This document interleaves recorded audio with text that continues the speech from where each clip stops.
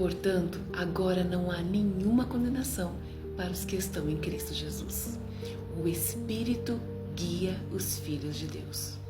Esse é o título da passagem que eu vou ler hoje, que se encontra em Romanos 8, a partir do versículo 1. O título já diz tudo, né? O Espírito guia os filhos de Deus. Por que ser guiado pelo Espírito de Deus? Por quê? Para que receber o Espírito de Deus? Para que ter o Espírito de Deus dentro de nós? O próprio título já diz tudo. Porque o Espírito guia os filhos de Deus. Enquanto eu não tive um encontro com Deus verdadeiro, genuíno, aquele encontro em que você reconhece que você é pecador e que você andava errante, andava longe da presença de Deus, desagradando a Deus com as suas ações, com os seus pensamentos, né? Com a sua fala, a maneira como você procedia e agia. Enquanto eu pensava dessa forma e agia dessa forma, eu não andava com Deus. Eu não fazia a vontade do Senhor. Muito menos ouvia. Mas quando passei a andar, quando passei a entender, quando comecei a ouvir a voz de Deus, esse Espírito entrou em mim e passou então a me guiar, a me dar entendimento, discernimento, sabedoria. Esse Espírito começou a lapidar em mim um caráter de Cristo, o caráter de Cristo. Ele é quem nos convence do pecado, então ele começou a me convencer, olha, isso aqui está errado. Você magoou alguém, você feriu alguém. Olha, você está andando em desacordo com a palavra de Deus. Você precisa andar na presença de Deus e fazer o que a palavra de Deus está te ensinando agora. E tantas outras coisas. Eu estou sendo aqui muito superficial, porque na verdade o Espírito Santo, ele é um advogado. Quando Jesus subiu ao céu e o Espírito Santo ele ficou para nos nortear, para nos guiar, para nos convencer do pecado, para falar conosco, para nos orientar, para nos quebrantar. E isso é muito importante. Eu vou continuar lendo aqui. Presta bem atenção no que o Espírito Santo de Deus está falando hoje para nós, para você e para mim, tá bom? Porque eu já li e ele já falou muito comigo aqui. Eu já li várias vezes essa passagem, mas toda vez que eu leio, é incrível como Deus fala de novo comigo e de uma forma diferente. É como se ele me quebrantasse de novo e atingisse áreas na minha vida que ainda não foram atingidas. Entendeu? Vamos lá então? Eu vou partir para o versículo 2. Porque a lei do Espírito da vida em Cristo Jesus te livrou da lei do pecado e da morte. Porquanto aquilo que a lei fora incapaz de realizar, por estar enfraquecida pela natureza pecaminosa que há em nós, Deus o fez enviando o seu próprio Filho à semelhança do ser humano pecador. Eu gravei uns vídeos esse tempo atrás falando sobre quando Deus conversava com Jesus e o Espírito Santo, eles ali conversando, né? Deus disse a ele, façamos o homem à nossa imagem e semelhança. Nós fomos criados à semelhança do nosso Criador, do nosso Pai de Deus. Nós fomos feitos à imagem do nosso Senhor. Eu amo essa passagem, porque eu sei que eu me pareço com o meu Pai. Eu sei que eu me pareço com o meu Criador. Eu sei que eu me pareço com Deus e um dia eu vou vê-lo. Eu vou vê-lo. E eu desejo isso. Você também tem que desejar. Se você deseja conhecer a Deus face a face e vê-lo pessoalmente, é porque o seu coração já arde por isso. A sua alma já deseja isso. Por mais que nós cometamos alguns erros, alguns deslizes aqui na Terra, né, na vida que estamos vivendo, o que faz parte da vida, né? Porque o Senhor disse, nesse mundo tereis aflições, mas tende bom ânimo porque eu venci o mundo.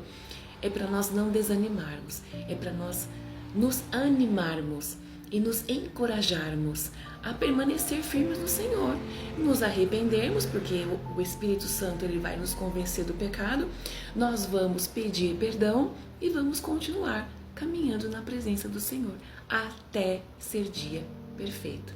Que dia perfeito é esse? É o dia em que vamos nos encontrar com Jesus. E Ele vai dizer para mim e para você: entre benditos de meu Pai. Vai ser um dia muito especial, hein? Nossa, vai ser lindo. Vamos continuar aqui. Versículo 3, né? Parei aqui.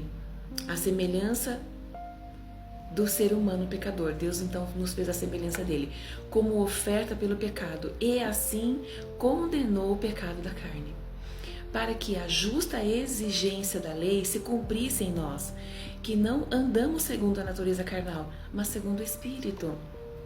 Os que vivem segundo a carne têm a mente voltada para as vontades da natureza carnal. Olha isso, presta atenção.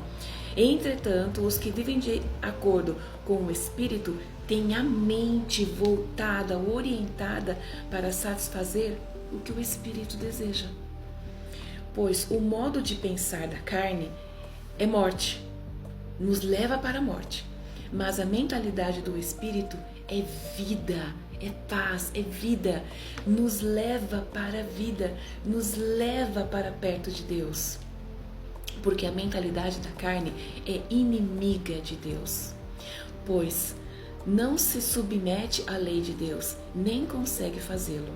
Os que vivem na carne não podem agradar a Deus. Como que você vai agradar a Deus?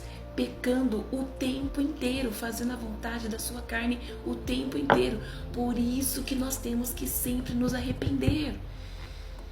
Quando Pedro negou Jesus, que o galo cantou 3 vezes, o que aconteceu? Ele pecou uma vez, porque ele negou. Aí ele pecou a segunda vez, porque ele negou de novo. Aí a terceira vez, gente, ele se sentiu sufocado. Não, 3 vezes eu pequei. Eu neguei a Cristo. Eu estava com ele agora há pouco, lá no Monte das Oliveiras, orando, ou tentando orar, porque eles dormiam, né? Tentando orar enquanto ele falou: fique aqui, fiquem orando enquanto eu vou orar, enquanto eu vou falar com o Pai. Vigiem, orem. Eles dormiram, estavam muito cansados, tudo bem, mas, entendeu? Estava tão perto, ali, tão recente, né? E aí, de repente, ele nega Jesus. Depois ele nega de novo, depois ele nega de novo. 3 vezes. Aí ele não aguentou. Ele não aguentou, o Espírito falou com ele. E ele chorou amargamente. É como se ele falasse assim: Senhor, me perdoa, Senhor, me perdoa.